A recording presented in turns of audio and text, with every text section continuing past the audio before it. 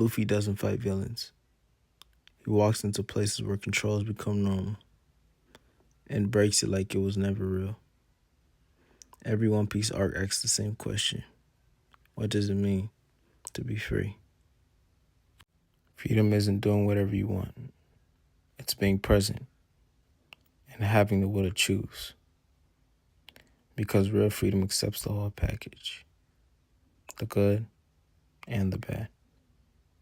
It requires something most people don't have.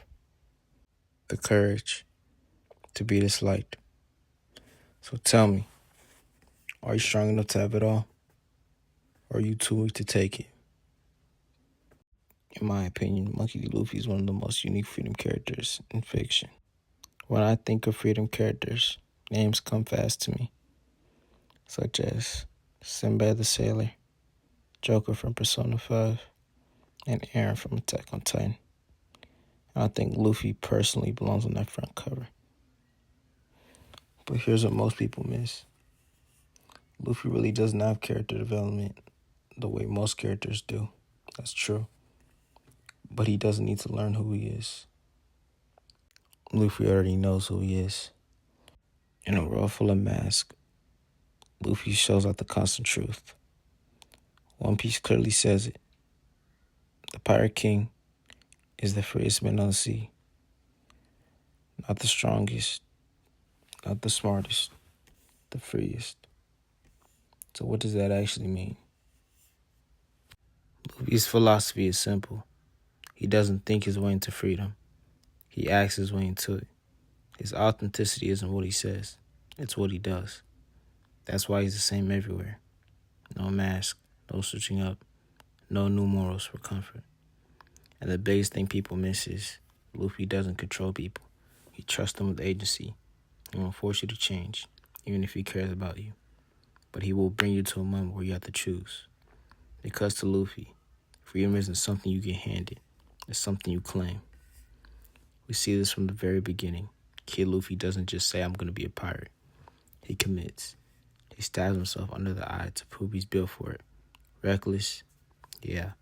But the pattern is clear. When Luffy believes in something, he steps first. When the bandits disrespect Shanks, Luffy speaks up immediately. No calculating. He gets kidnapped and beaten for it. And he still doesn't fold. That's Luffy's authenticity, not image. Consistency under pressure. That reason is so important.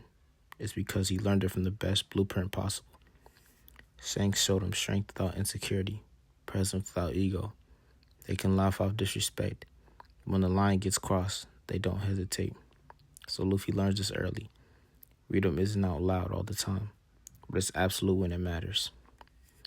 That's Kid Luffy. But watch now when that same principle meets real injustice. Sabaody. Luffy punches a celestial dragon for Hachi. No speech, no debate, no hesitation. Just one decision that explains him perfectly. If it violates what he stands for, he challenges it. But here's what makes Luffy different. Luffy will fight for what's right, but he still won't control you. Robin, he doesn't speak for her. He needs her to say it. Nami, he waits for her to ask for help. Because freedom has to be chosen, not gifted. And Kobe in Romance Dawn is the cleanest example of this. Kobe asks Luffy if he thinks he can become a Marine. Luffy says, I don't know. Perfect. He doesn't hand him confidence. He forces him to choose. And Kobe finally stands up to Alvida. Luffy's freedom has a pattern.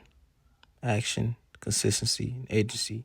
He commits first, stays true, and makes people choose themselves. And if that's Luffy, then his villains are the complete opposite. They all believe in some type of control. And that's where the real story begins.